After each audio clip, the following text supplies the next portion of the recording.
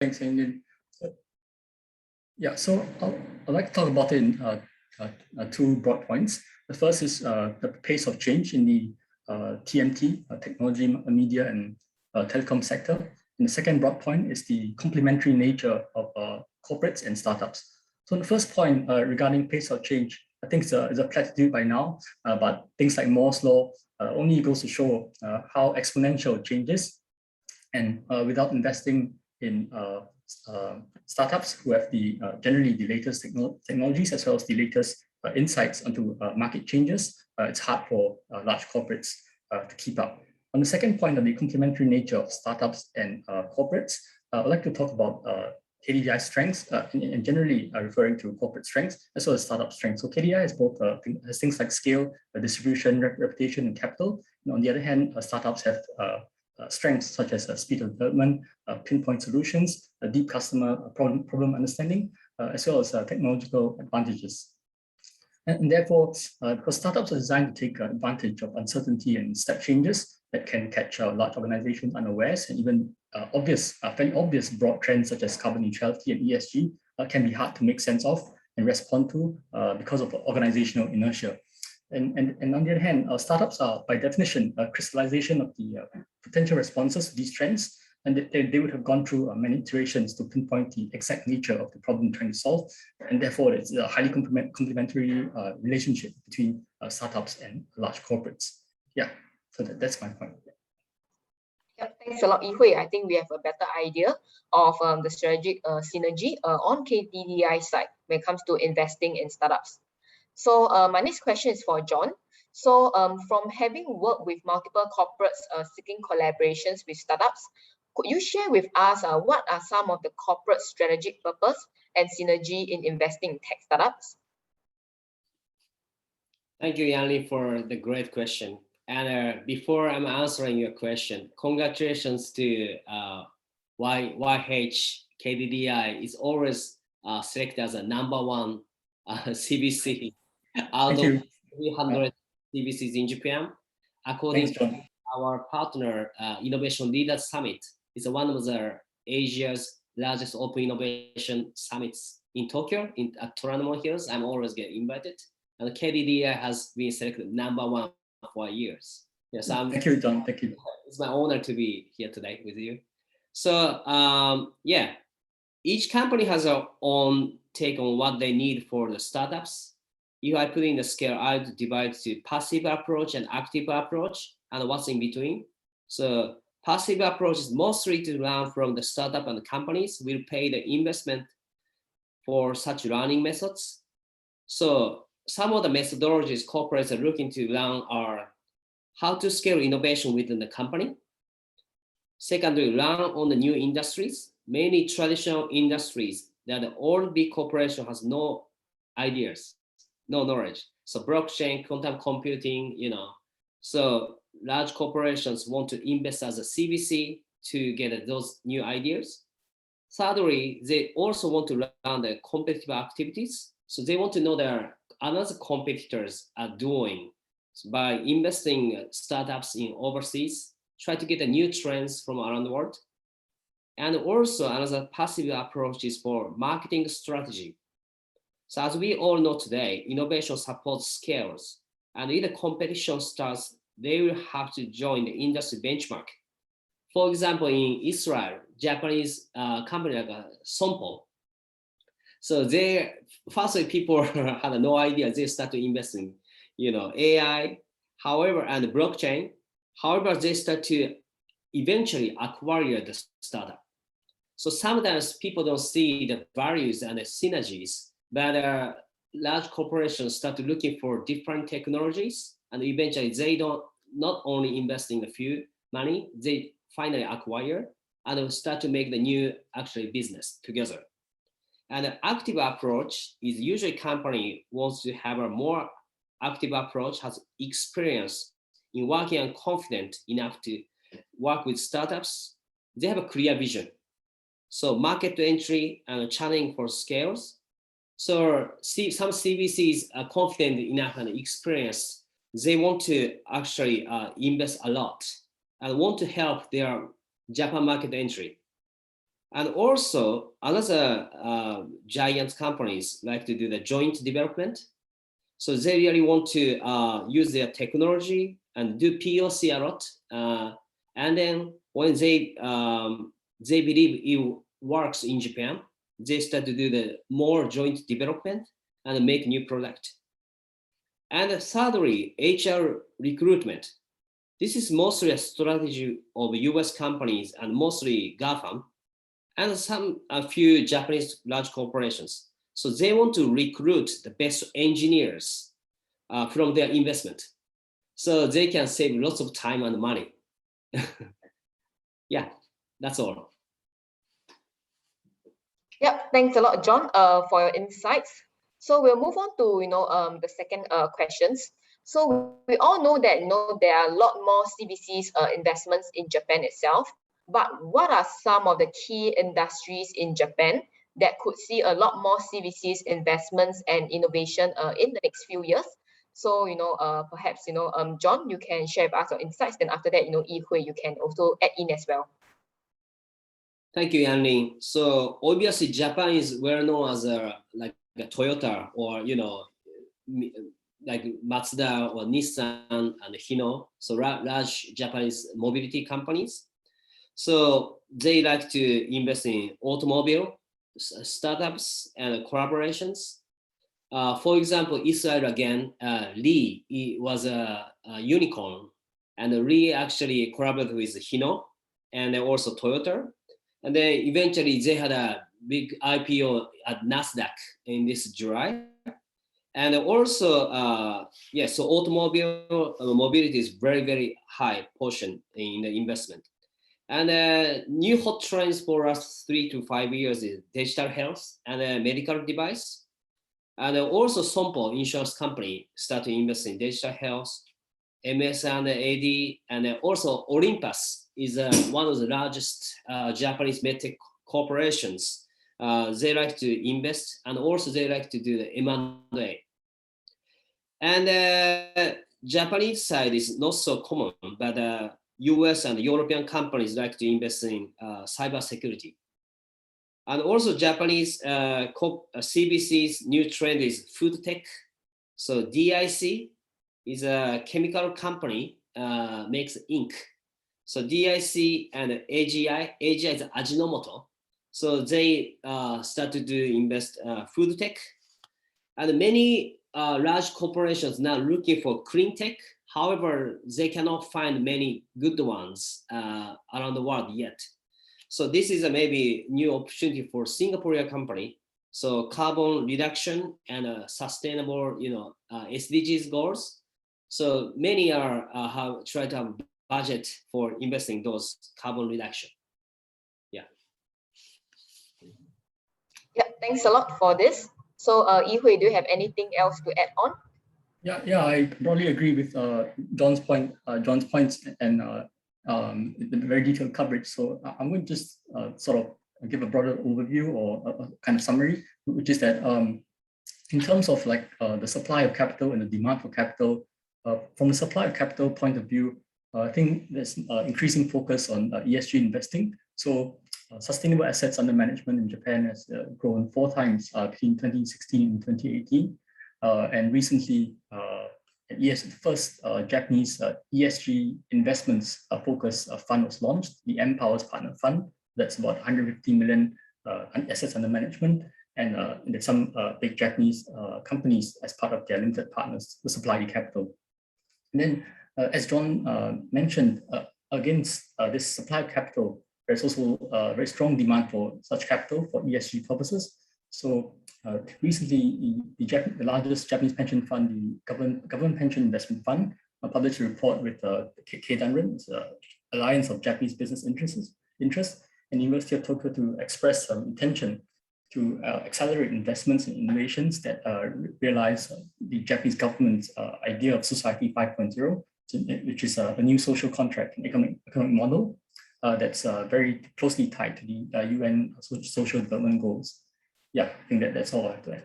Yeah, sorry, to add that actually JICA is a Japanese government's function organization, start to do the JICA Ninja Accelerator.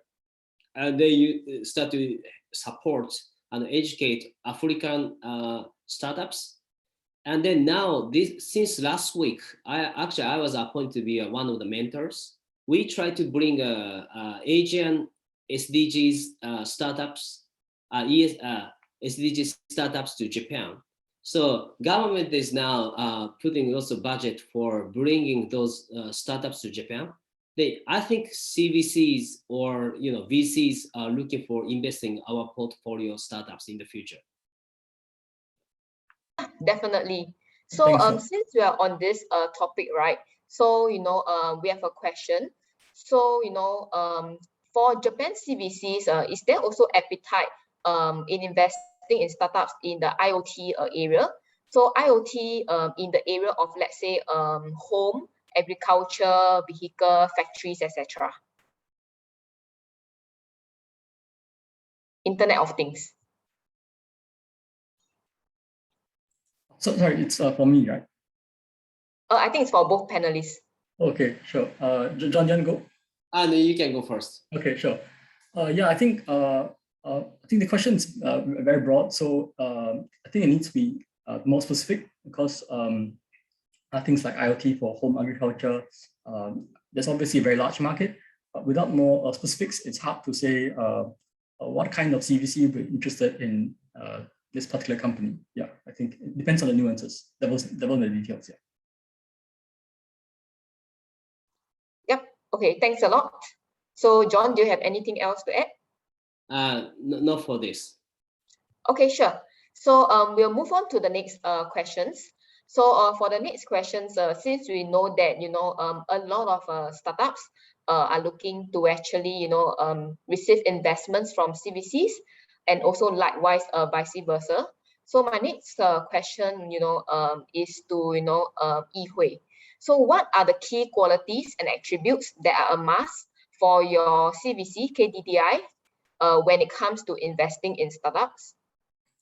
Yeah, so the one sentence answer is some kind of synergy, and I'll further break it down to 3 kinds of synergy.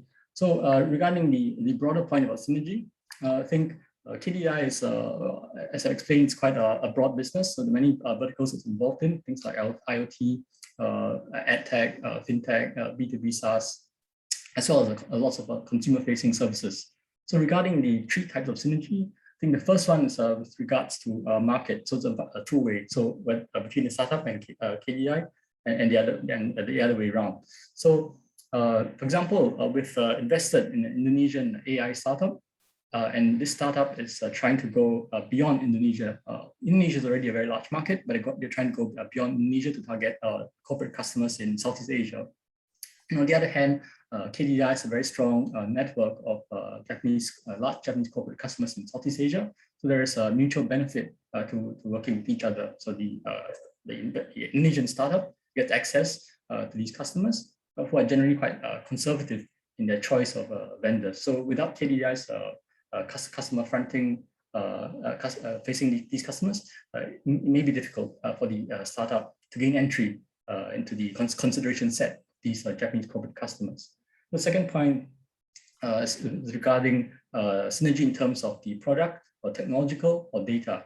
So the concept is that it's like a piece of puzzle. So if the startup has a missing piece of technology that complements KDDI's existing technological assets, then that's a very good fit. So example, KDDI is very interested in the smart city solutions. So developing all kinds of solutions for the smart cities. And then, for example, if we've invested in a consumer-facing service with regard to smart cities, for example, to allow consumers to plan their daily transport routes within a city. Then, if a startup can come up with a back-end processing technology that allows the consumer service to be vastly improved by handling much more data, for example, then there's a good fit. And the last synergy is a fairly minor point, but it's about whether KDDI can get privileged access to market information by investing in the startup. So I won't reveal the details, but we've invested in a startup in the B2C space that allows KDDI to get privileged access to market trends we would otherwise not be privy to because we don't have a B2C presence in that market. But that market is a very big market, and it's likely to become even bigger. Yeah, so those are my 3 points. Yeah. Yeah, thanks a lot, Yi Hui, for your insights. So my next question is a follow-up question to John. So when do you think an international startups should or can start to consider raising funds from CVCs in Japan? And if they are ready, how should they approach these CVCs? I see. Okay. So thanks for your question. Many actually fail to raise money from Japan because they're miscommunication and don't know how to do the right approach. Actually, both sides are not mature, have a knowledge for their collaborations. And because many Japanese are, in general, very, very shy and do that very slow, decision-making process compared with the Chinese investors or US investors. They're much, much faster. However, Japanese CVCs have a great advantage because they like to have lots of synergies. So if you are fast approach, you're gonna have to listen what they really want to do, because many startups like to pitch first, but let them pitch to you, and then listen what they want, and also look for their strategies and what they are really want to do, because some are actually haven't done any investments so far.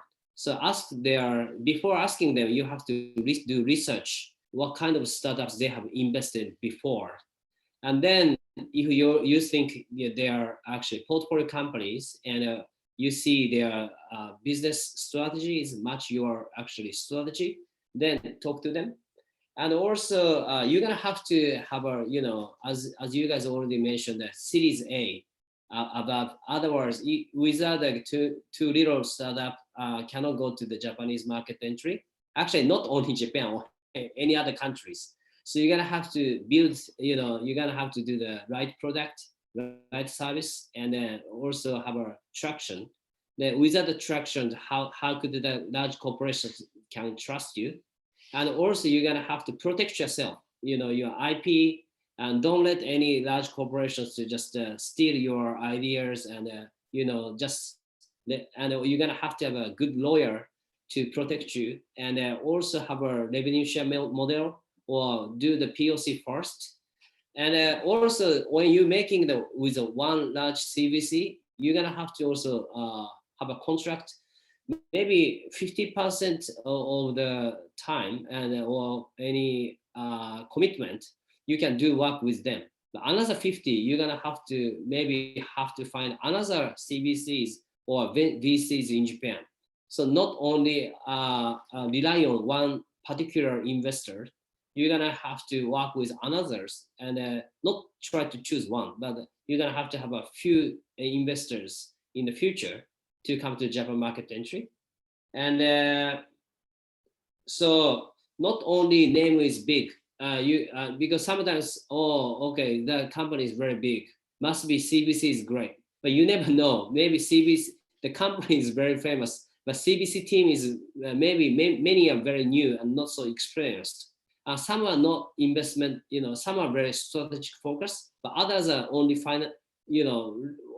working on looking for the financials. So you're gonna have to talk to the one key persons, and the key persons, the like window person you are talking to, make a great relationship with him or her. And beginning of the meetings, because it's online, because of the COVID situation, and hopefully you can come to Japan very soon.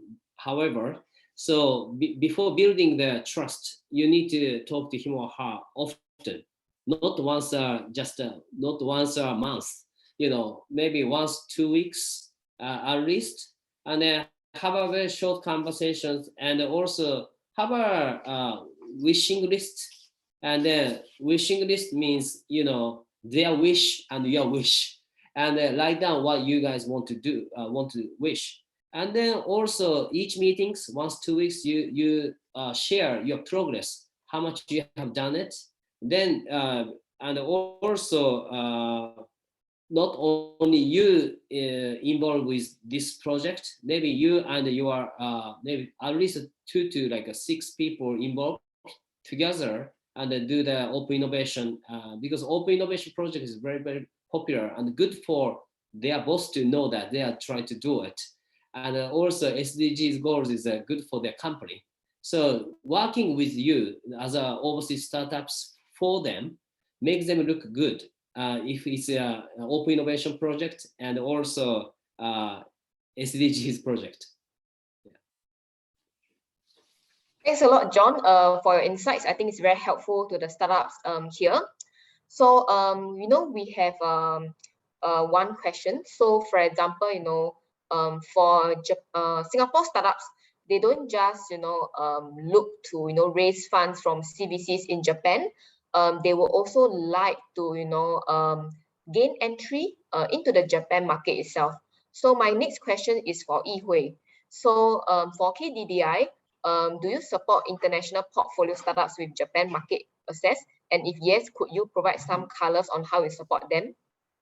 Yeah, so I'd like to talk about it, 4 vectors, B2B and B2C, and direct and indirect. So on the B2B direct front, KDDI introduces and promotes the startup to relevant existing customers of KDDI in Japan, either as a standalone solution or as part of KDDI's suite of solutions. So it could be a reseller agreement, and KDDI supports pre-sales and post-sales, and sometimes deployment itself. The B2C front, which is because KDDI has a lot of consumer-facing assets in Japan, consumer-facing startups could be directly integrated into KDDI's consumer-facing platforms, things like e-commerce platforms and so on. And on the indirect front, I think the startup KDDI can foster a collaboration between the startup and the relevant KDDI business unit in Japan to co-develop solutions that are relevant for the Japanese market.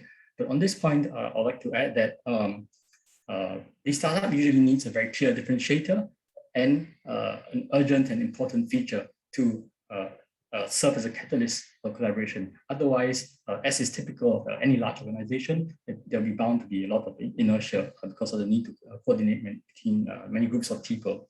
And the last point on the indirect collaboration is that KDDI also supports the on-the-ground remote deployment of B2B technical solutions. So we had a case where a Singapore startup wanted to deploy their solution for the hotel industry in South Korea, but it's similar to how we could work in Japan. So obviously the solution was quite badly affected, their market was badly affected, and they couldn't travel. So KDDI's IT engineers was on the ground in South Korea to help set up the solution. And the last broader point is that KDDI can help to overcome the cultural barriers. So it's a mundane but nuanced point. So things like even setting up the introductory meetings between startup and the potential Japanese partners and customers could be quite helpful for the startup. Yeah. Thanks a lot, Yi Hui, for addressing this. So now I will go on to addressing some of the Q&As that we have.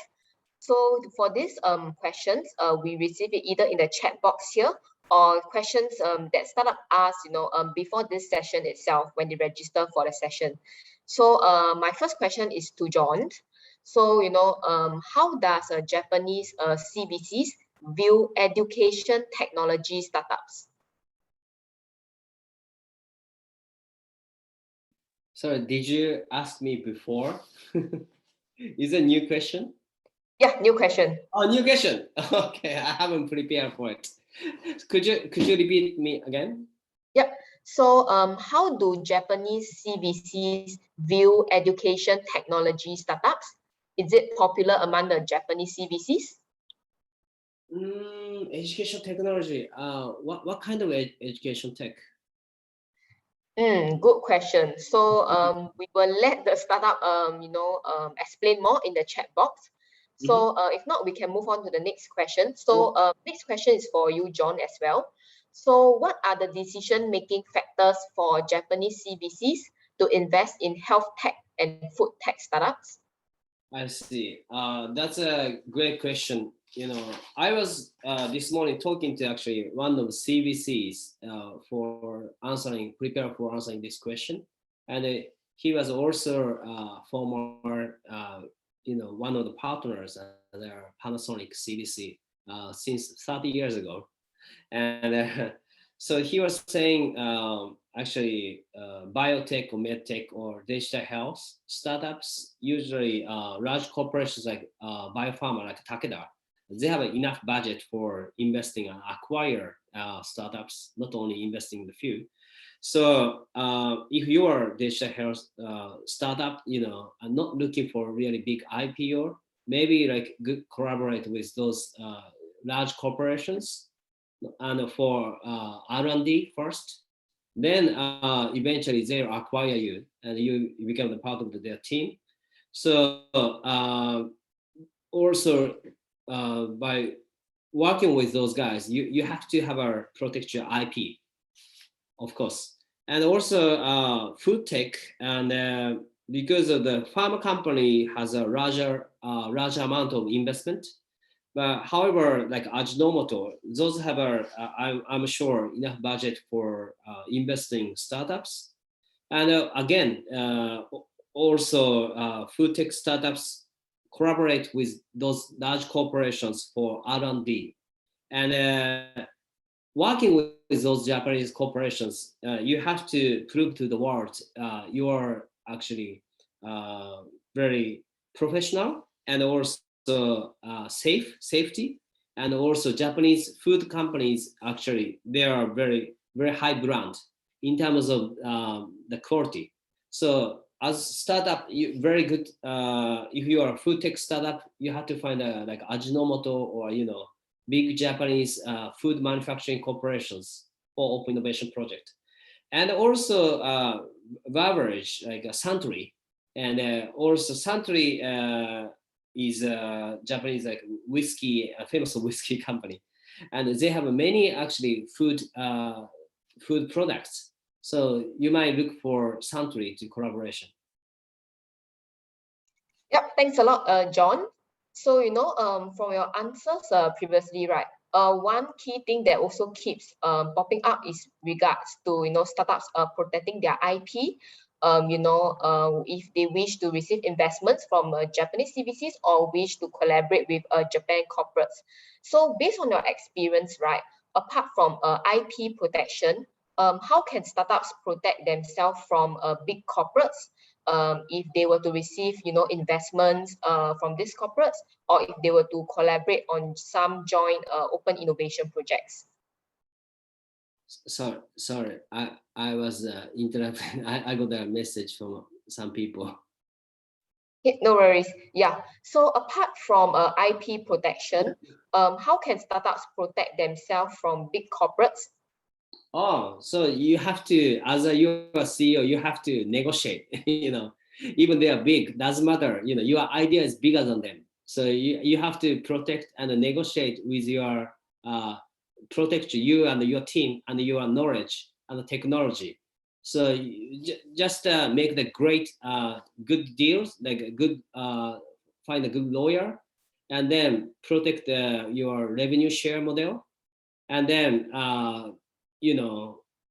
so just negotiate like a king.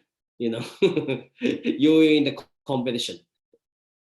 Yes, that's a good one. Yeah, thanks, John, for answering the questions. Yeah. So my next question is for Yi Hui. So from the perspective of KDDI, what are some of the things for a Singapore startup that is good to have in order to be listed on the Tokyo Stock Exchange? Yeah, so let me just give some qualification of my experience. So I'm mainly focused on the sourcing for the startup as well as the investment potential, but I'm not so familiar with the exit options. So that's the first point. And the second is that amongst the exit options, beyond IPO in the Mothers Index, KDDI also has experience. Has also liquidated investments via M&A and acquisition by KDDI itself, as well as IPO. So I'd like to put that up front.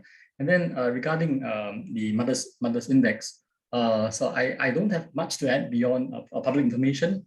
So things like technical requirements, like a reasonable number of shareholders. I think it's you need more than 150, as well as a reasonable business plan that's somewhat subjective. And then things like high growth potential, which is true of all startups, I think, who are seeking to list. And then, so regarding the specifics, I think it might be better to consult with the financial advisory who specializes in the exits. Yeah. Yeah, thanks a lot, Yi Hui. So for John, do you have anything to chime in? I have just received, I have interviewed the Fukuoka Stock Exchange for my column on Listener Bank. And because many people only know Tokyo Stock Exchange. However, we have a Sapporo Stock Exchange in Hokkaido. It's famous for skiing, right, Hokkaido. But they have also stock exchange. And then Nagoya Stock Exchange, and then Fukuoka Stock Exchange. Of course, Tokyo is the biggest one. And then because many look for NASDAQ in US or Singapore, or used to be like Hong Kong or Shanghai still, and then also Stockholm or London, even Luxembourg or smaller ones, Israel. So however, if we best example this year is Apier, is a Taiwanese former unicorn, had an IPO in Japan, Tokyo Stock Exchange Mother's Market. Their valuation is over $2 billion. I have interviewed them for my Forbes Japan column. So they are actually a couple, very nice couple, had an IPO together. And so they used to study at Stanford and Harvard. Then it's an AI company. So once they establish in their business, they start to have many offices in Asia Pacific, including Tokyo. So each time they are coming to Tokyo, they are always have an interview. They spend weekends for hiring people in Asia, mainly Singapore and Tokyo. Then finally, their team became bigger and had an IPO. Then I asked them, why Tokyo? Then they have actually, of course, studied and researched each markets for IPO. The main reason they said is because they already have, when they look at the listed companies, AI listed companies or IT listed companies in Japan, actually it's more than the numbers is a lot compared with another Asian markets. Because to go to the NASDAQ is still they're getting bigger and bigger, but still they don't have many clients in US yet. So they are clients more in Asia. Then already they believe Japanese IT ecosystem in terms of finding vendors or customers or partners, Japan is the best place for software. So they decide to do IPO in Tokyo Stock Exchange. And also today, just now, I have received from Fukuoka Stock Exchange. They said they never had any foreign startups had IPO in Fukuoka. So they said, oh, Mr. Crazy John, bring any good startup from overseas. So today's participants, you're welcome to Fukuoka. Startup Grand Fukuoka is there too. Because we have can I have 1 more minute to explain about Japanese ecosystems? So Cabinet of Japan has announced they selected 8 different ecosystems, startup ecosystems in Japan. Start from Hokkaido, Tohoku. Tohoku is a Sendai city. Tohoku University is also great for medtech and also engineering. Then Tokyo Consortium. Tokyo, of course, Roppongi, Toranomon, like many places in Tokyo, right? And also Tsukuba is famous for research development. And also Kawasaki is now famous for deep tech. Nedo is there. And then Wako City in Saitama is also famous for Riken. I used to make a acceleration program inside of Riken. So Tokyo Consortium, then Nagoya Central, including Hamamatsu, and also Mie, and also Nagoya is biggest. Toyota is there, Aishin is there as well. And then Kansai Consortium is Kobe, Kyoto, Osaka. So 3 good universities. And then Hiroshima is SDGs city because it's a peaceful now after the atomic bomb. Then Kitakyushu is also SDGs city, strong with robotics as well. Then Fukuoka Fukuoka is most famous for startup city. Give you startup visa. Actually, few ecosystems actually provide startup visa as well now.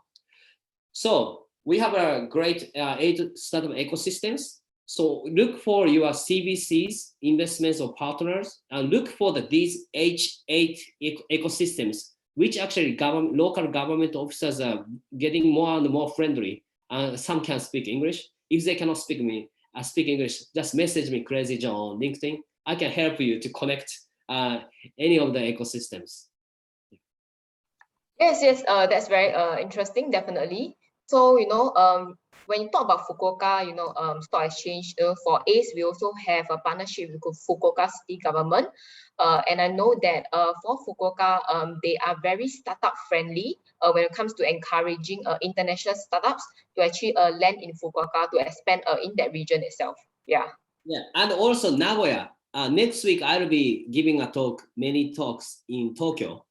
And then I'll be giving a talk in Nagoya University.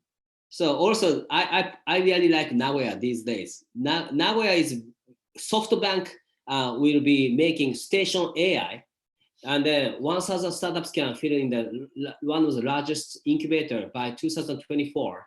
So Nagoya is also looking for bringing many startups from around the world.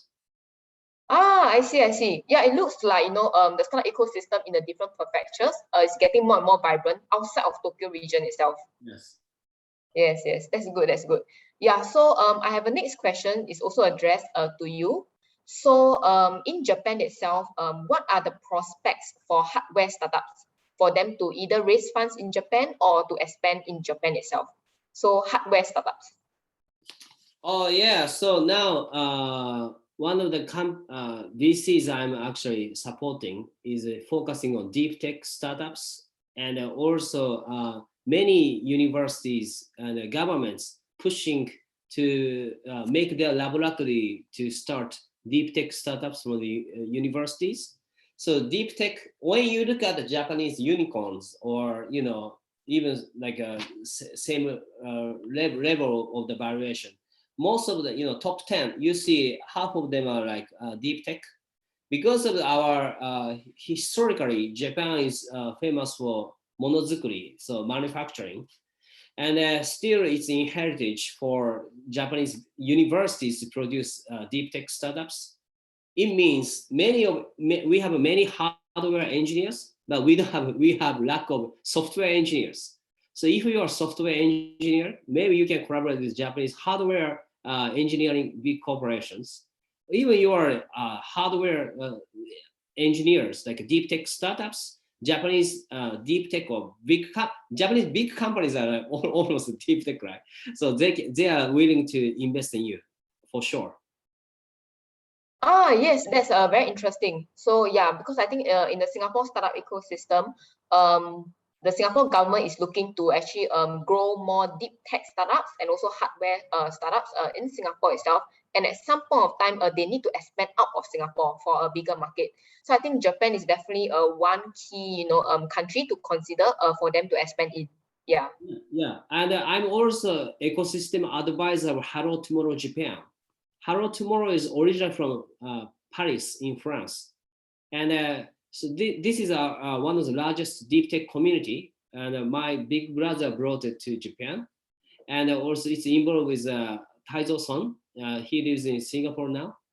So Masayoshi-san's younger brother. So Hello Tomorrow is only one deep tech community. So I'm planning to make one of the largest deep tech acceleration programs next year in Nagoya and Kitakyushu.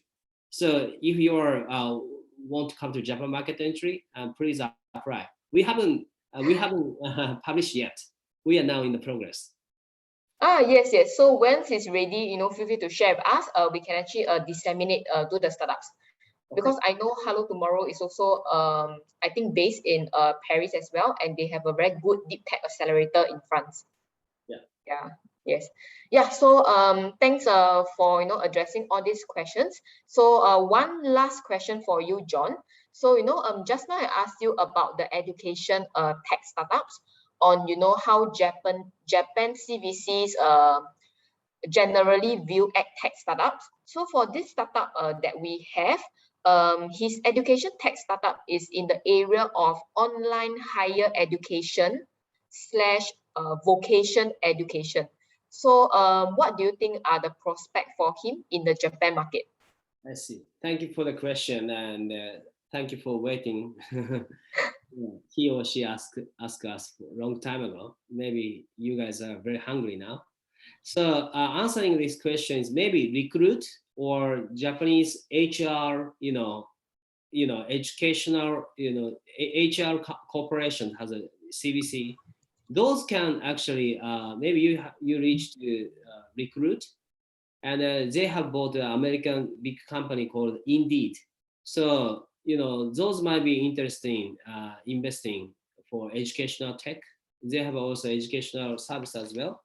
So when some synergies or similar services already large corporations providing, then you can make your wish list and just contact them directly. Japanese people actually reply you usually. If they don't, just find these kinds of events and meet them. And many Japanese don't use LinkedIn. However, CVCs start to use, and the Global Brain or even some family offices start to use it, LinkedIn. So try to find and useful information. And best luck. Sorry, I couldn't answer anymore for online education yet. No worries, no worries. I think your answer is very helpful. So for Yi Hui, also just like to check with you, does KDDI look at education tech startups, or is planning to look at education tech startups in the future?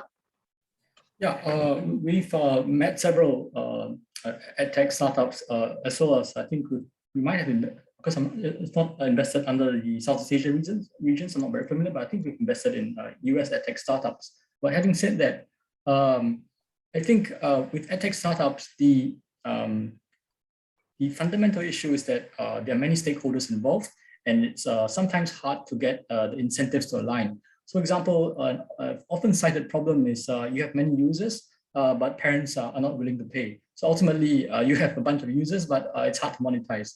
So, and generally with edtech startups, technology is usually not such a strong differentiator.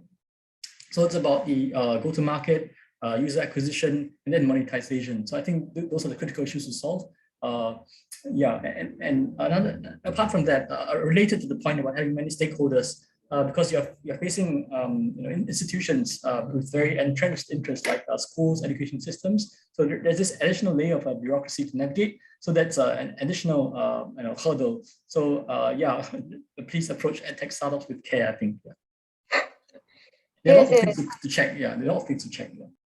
Yes, thanks a lot, Yi Hui. Very helpful for the edtech startups. So with now, I don't have any more questions for both panelists. So thank you for your time, to share your insights and address some of the questions that we have from the Singapore startup community. So with that, I'll pass back to Lala to actually wrap up the session. Okay, thank you so much, everyone.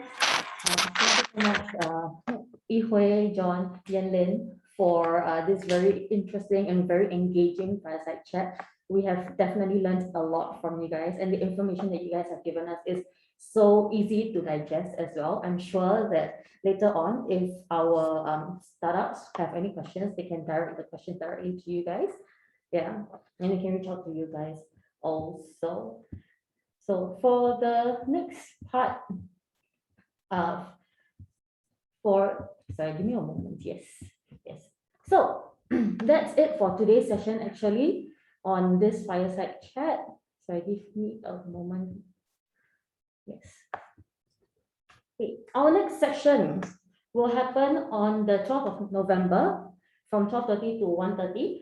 Our session theme will be go-to-market strategy. So as what John has talked about, he's talked about certain parts about how the different strategies about how you can go to Japan. So this is something that we're going to talk about more in the next session. The following session after this, on the 26th of November, we will have a prefecture focused session to explore more details about what also John has explored during this fireside chat. Yeah, so that's it from us at One.Ace. We thank you all so much for being here with us. Yes, and before we go, we have one more poll for you to do. Please help us out by filling in this poll, and then after that, you are free to go for lunch. Thank you so much, everybody, and have a good